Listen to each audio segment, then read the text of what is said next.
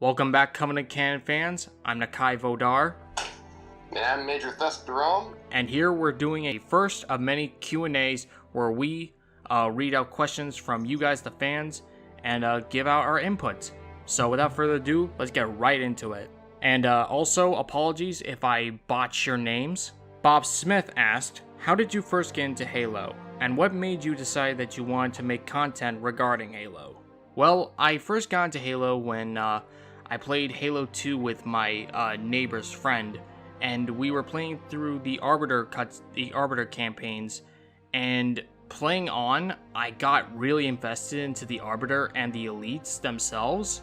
And over time, as I kept on playing the Halo games from Halo 3 to Halo Reach, I got really invested into the lore behind the Covenant and the Sangheili. And when regarding what made you want to start content regarding Halo, a few years ago I started a Facebook page called Covenant Canon, and I pretty much typed out pretty much all the interesting characters and lore behind Halo regarding the Covenant side. And one day it hit me to just make a YouTube channel regarding Covenant content, and over time it pretty much came to be what we are now. As for me, I don't even remember what age I was, but I started playing Halo 2 right before Halo 3 was released, and, well, I loved it. And I loved the Arbiter's character because, well, to be honest, when I first played the game, I thought he was supposed to be one of the main characters of the game. I didn't even play CE. I didn't even know CE existed when I played it. And, yeah, I just kind of got invested in the aliens and all that because, well, aliens are always more interesting than the vanilla human faction. Let's be fair, that isn't the case of most sci-fis. And how I got into this? Well, honestly, I was just playing around voice acting for Elites and all that, and then Nakai comes out of nowhere and goes, hey, want to do a voice video? And I'm like, yeah! And a beautiful, beautiful friendship sparked from that. Yes, the Kaidon and the Major relationship. Oh, they ship it so hard. Yeah. Alright, so then, Silenced Games asks, what makes you cover specific topics? Do they just interest you, or have you got a list you're just plowing through? Well, for the most part, Nakai is one who decides what we tend to get. Yeah. Draco and I, we do come up with different topics that we want to do, and I actually have a backlog of stuff I want to do. But, as you can obviously hear from my voice quality, I don't have a PC or mic that I can really record stuff at the moment, so I'm just stuck just doing support and desk work for these two.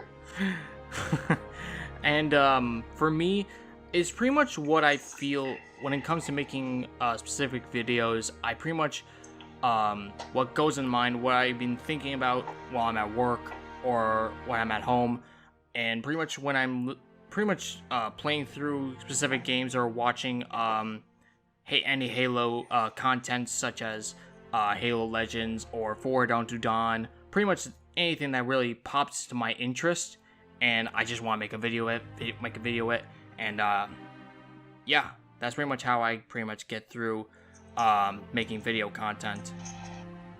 Yeah, and he occasionally drops some really massive in-depth bombs on us. He's like, let's do this video, get it done by this weekend, and I'm like, I'm sorry, what? Yeah, my expectations are really high, and pretty should keep them at an all-time low.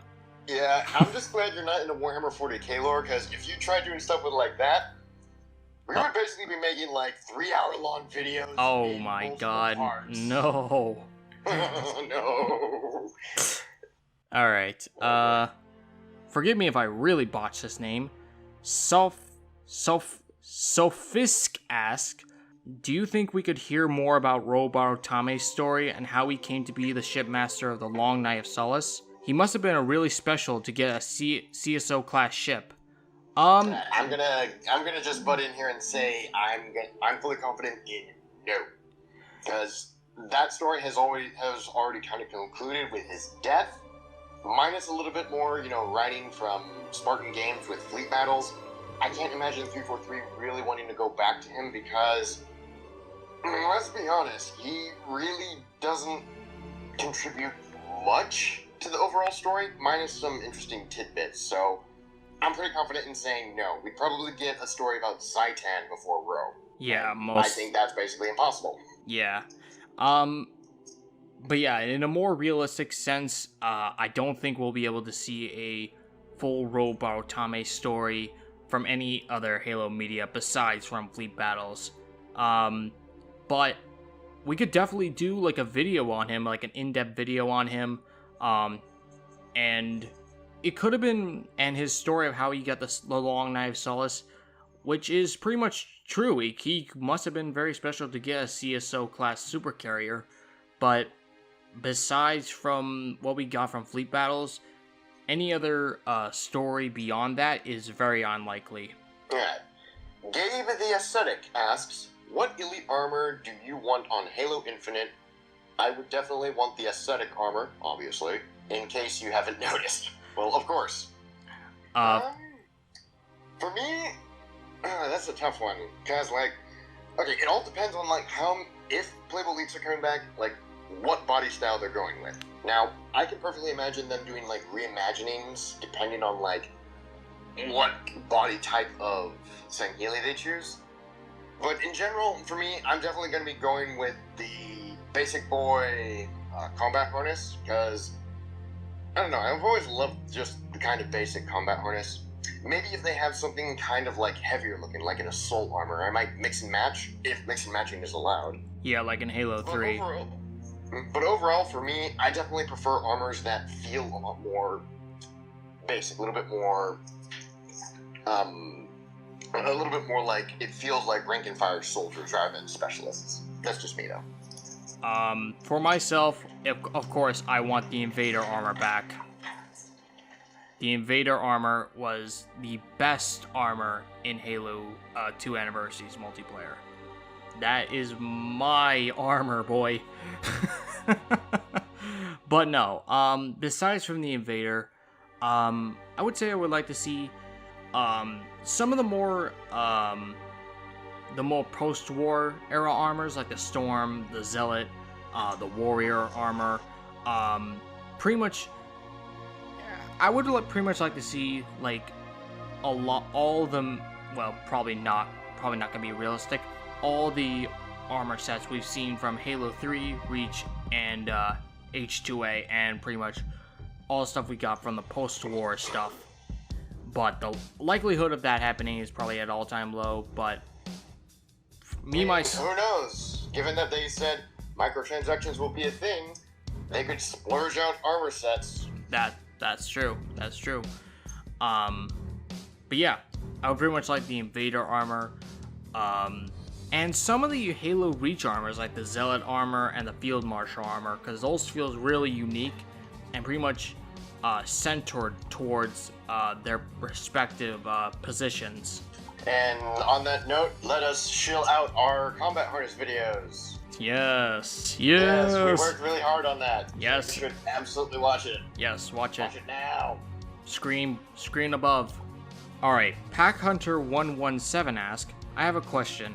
Are the Halo 5 Warzone bosses canon? If so, all of them, or some of them? If some, which one?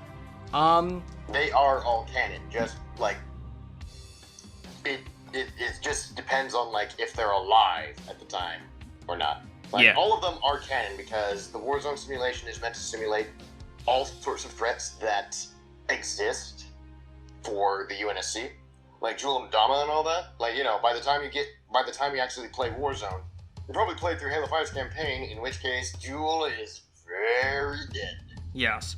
And there was also one Sangheili from Halo Wars 2 that was right next to Ripa Mormi when they opened up the temple on Harvest. I forget his name. I'll probably put it up in the screen. But yeah, there have, as far as we know, all the bosses from Halo 5 are canon. From Warzone are canon. It's just a factor of whether or not they were alive post-war or died during the Covenant War. And of course the Prometheans are a whole, like, bag of crazy ferrets. Yeah. Alright, Arctic Raven 907 asks, how would you go about giving Jewel and Dama a proper send-off? That's gonna be a spicy one. Yes. Okay, so I know some people like Harvest, did like extensive writings of like how his character could end without him being killed. But in all honesty, I kind of agree in that the character, there's only so much you can do with the grim growly vengeance kind of character, and really, in my opinion, one of the more interesting things about him was that he was essentially an atheist leading a crazy religious cult. So, but that was minus a bit in the books and a bit in Escalation. That was never fully explored, and personally, what I think would have been interesting to give him a send off is that, like at Tsunai, at Tsunaion, like maybe he was only wounded and they escaped to Tsunaion, and there is where the Covenant crumbles, as in like he's exposed as the false prophet he is.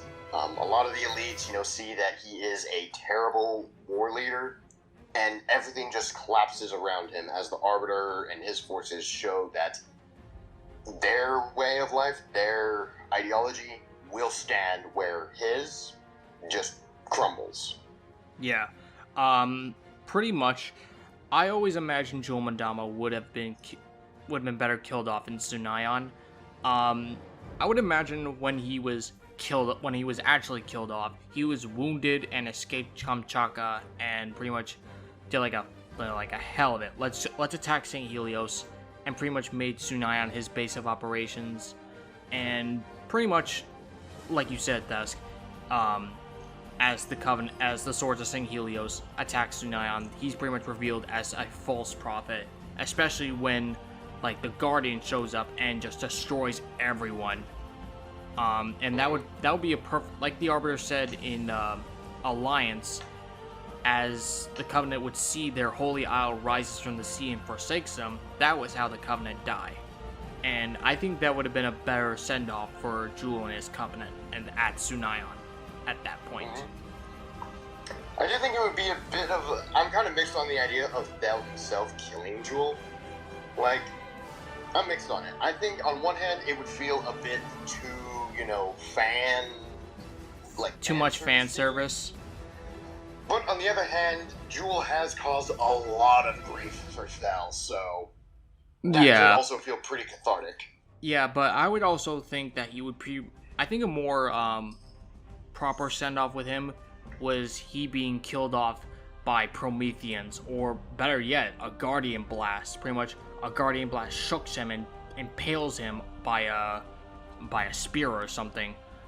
Or maybe have the Warden kill him. Yeah. Have the Warden that would actually be better. If the Warden killed him, that would have been a better send off for Jewel instead of having Thel kill him. And have it be in one of the most disrespectful ways, where Jewel is basically doing some sort of preacher stance, because the Warden does kind of look almost like an archangel to an extent, and he just doesn't even look at it. He just swings his sword and sends Jewel flying, and maybe he says something about enough distractions. Yeah. Something like that. Super disrespectful. Penguin Boy asks, what made you like the Covenant? Aliens. Aliens. Aliens. Yes, the aliens. Alright, we need to pull up that image from the History Channel. Aliens. Aliens. But no, what got me into the Covenant was pretty much their entire cultural life. How they were pretty much brought up in this belief that lighting these galactic killing machines will pretty much make you gods. And pretty much exploring behind the cultures of the individual species within the Covenant, like the Sangheli as warrior race, the Kigyar as a pirate race, the Young Boys pretty much as Canon Vodar, pretty much, basically. Yeah, serfs pretty much, and it's just like the whole landscape of the Covenant. It was very fascinating to me as a kid, and even now. Which is why I still do Covenant canon nowadays. Oh, I basically just gave my answer. It's pretty much the same for you, and just aliens. They're always more interesting than humans. Yes. Alright, Fal Chavami, honored be his name, asks, lore question. Who do you think Kruka from the book Broken Circle encountered when he visited the faraway system? He mentions they didn't speak a language he understood, and he was the only survivor of the encounter. So, yeah, those aliens that he encountered, honestly, we don't know. As far as I know, there's been no lore explanation as to what those aliens were. I personally think it was probably a setup for maybe some other alien race that 343 wanted to introduce later in the series. But honestly, for what they count as in the story, they're just kind of a plot device to get Kruka to the Shield World. My best theory is that it may have been the Legolo, as Halo Canon theorized like long ago, which I think he believed that they were like a tier 2 race even before the Covenant showed up. But it could also be the species that crash landed on Installation 04 in I forgot about those. Yeah, in Halo CEA's terminals. That's my best theory on that. Gaming/vlogging with Anthony asks, question to Vodar, is his X available? Everybody deploy bubble shields, because this is not going to be pretty. By the blood of my fathers, by the blood of my sons, I will have your hide. So, Stealth Choppa asks, did any brutes side with the elites in the Great Schism? With the Separatists, I don't recall reading anything like that. Like, they joined the elites against the brutes. Against, like, the prophets and the loyalists. I think at most they basically just stepped aside and said, we're not getting involved. Yeah, but as we do know in post-war, there are a few Jirahane packs that do align with Sangheili leadership. Such as examples as Mergvol's Covenant, and Vata Gejat's mercenary group, or at the very least one Jirahane serves under Vata Gejat before his Corvette was shot down by Affinity. Okay, we have 2 questions from Brad Avery. Would you enjoy a game mod where you could play as all Covenant species and they would have special sets of controls and feel to them in multiplayer? I would definitely enjoy that. That would definitely be fun for machinima, for definitely for Lord channel nerds like myself. For me, I wouldn't mind this, so long as, if we're talking about this being a game in Infinite, as long as it doesn't take away from any of the other game modes and stuff like that, absolutely. If they have the time and the resources, I say go all out, go crazy, create something just so bombastic that it's just gotta have its own appeal. Now for the second question Brad Avery asked, and I think with my comedic voice I'll be best at this, who would be your elite homies? A bunch of giant worms making a body, a talkative grunt, a chill-ass brute with dreads, a pirate jackal, Tim the Human, or Blast them all! I would definitely have a pirate jackal. I always want to see what a jackal pretty much is like with his friends and all that. But yeah, I would like to see how they would fucking do every other day. I think I would take them all, except for Tim. Screw Tim, because Tim's an asshole. He's a butthole. I gave him $5 for a pizza and he never paid me back. Didn't even give me a slice.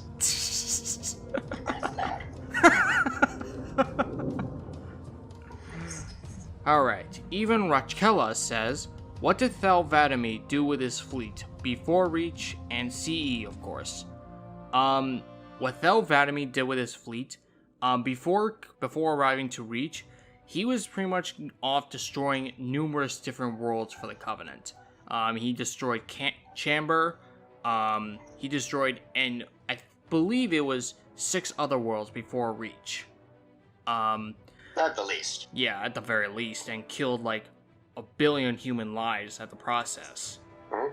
He had a very high KDA count. Yeah. Wait, no, not KDA. That's the really awesome band that had that awesome music video. Damn it. So, I wonder who this handsome fella could be. Draco Studios, Covenant Canon Q&A. You have to be stuck on a desert island with your fellows at Covenant Canon. Who'd you eat first and why? Zukamari. Okay, I'm gonna be stretching this and say Nakai because Zukamari, his character is like he got a robot arm. There's not a ton of meat on him, and then even in real life, Draco is like all skin and bone. He's a skinny boy. You're not gonna get much meat off of him. All right then, I revised my answer. I would pick you, Thesk. Fight to the death. We will eat each other. And nobody, please, take that out of context. Okay, Brainy the Frenchie asks, I always wondered this. What did the Covenant do during peacetime? What was its society like, and what were their politics like? Pretty much their politics were pretty much the same thing as they were before the war. Pretty much 3 hierarchs were chosen through blackmail and deception into their seats. There were still 300 Sangheili counselors and I believe 100 Sanshayum ministries representing the High Council. Something like that. Yeah, but pretty much what the Covenant did during peacetime was pretty much exploring distant planets, trying to find holy relics to pretty much try and find the word of their gods, pretty much. Well, pretty much, while also, doing what most civilizations need to do, to sustain their infrastructure, farming, trade, material creation. And expand. Yeah, and then given how we've seen them in the lore, there'd probably be a lot of, like, minor infighting between the respective Brute, Jackal, and Sangheili factions, because, like, they're very competitive, their clans and tribes are always trying to one-up each other. I'm pretty sure that would be kept to a very soft minimum, because I have a feeling that the Covenant proper wouldn't really want their vassals going into full civil wars. So no, like, kind of what you saw within the Cult Protocol, where Thel was attacked by assassins and he killed one of the uncles that sent them. Well, that would probably still be happening even during peacetime. Just that's just how those species roll. Yeah, that's how their cultural status works. Pretty much, where the Sangheili, they pretty much, their clans would probably still be at odds with one another, but I would doubt pretty much full-scale war because the province wouldn't really allow it. And as for the Jirohanai, yeah, the same thing would pretty much go the same way, but I think it'd be more brutal, probably infighting among their tribes. But I believe that someone like Tartarus would have kept the pretty much the greater Skynes in line before putting the Covenant through another civil war, pretty much. And I believe that's all we have for today. If you want more questions answered, please leave a comment below, and we'll try our best to answer your questions next time. But until then, may Urus's everlasting light shine your path. This is Kaidan Nakai Vodar and Major Thesk Darram signing out. Red is the best color!